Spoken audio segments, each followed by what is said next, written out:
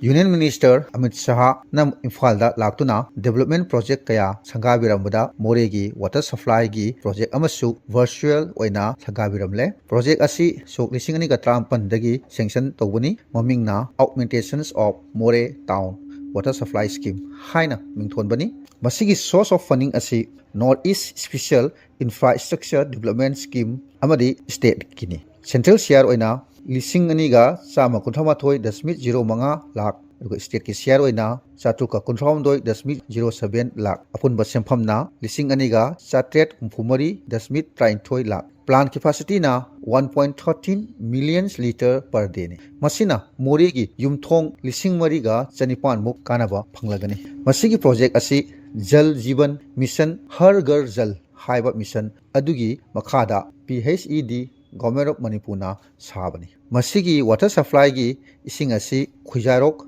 amadi lairok tagi lobani masi nataba water supply pifam Moreh da mafam ani amasu leiri ward number 1 da amana helipad ani asigi plant capacity su haifet chawi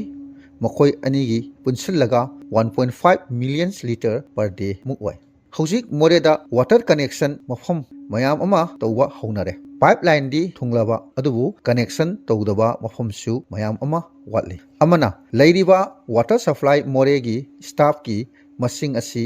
yamna watli masi manage tawwa khara wana thokli leiriba water supply gi mafamna yambaga plant capacity na chawbaga chanaba yamna watli masigi matangda mari leinaba department ki authority singi puning chingsinbaga loinana staff masing hengkalhanningbagi wakhalon miyamna phongdoknai amana Moreh da hojik matam kuina dagi pangthok laktraba black topping koila thabagi thabak yamna kanna chathrakli masina water supply connect tahodaba singda nauna koila tharba matungda connection tawuda khudong chadaba kaya mayuk nagadra haibasini maram aduna koila thadringai matam leiringai da water supply connection tahubuna chungani haibasini miyamna phongdoknariba amana Tamilian singi oiba Pongal festival Moreh da su Moreh da leiba Tamil singna lisang sitna pangthoktuna lakli handaksu yankhai ga marirak suba Pongal celebration pangthoknaba sem saba loire Pongal festival Tamil singi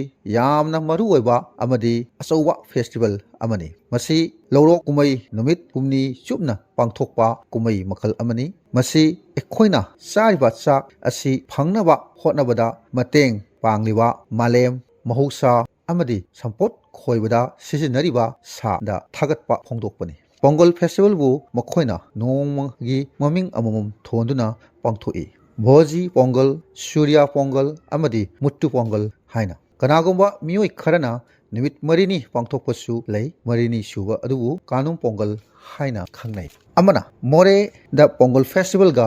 mari lenana sahi khudingi cricket tournament pangthoi aduga atei event singsu nongda loisinaba honai marathon ama compulsory oina adum yawi lakliba tang 35 da Manipur lengaki MLA ani ga minister ahum yauna festival asi pangthokani amana Moreh da chingthanglen pamhaiba Maharaj Narsinga hainasu khangnaba Manipur miyamgi damak mathwai khatkiba adugumba singthaningai oiraba athoba asigi mitam ama khinabagi damak Honorable Minister Govindas Konthokjom amadi Honorable Minister Letpau Khawkip Chief Minister gi poktak matung inna Moreh da laktuna khinnaba mafam yengsinkhre aduga saba hawragani haibagi apamba poktak su pirabirami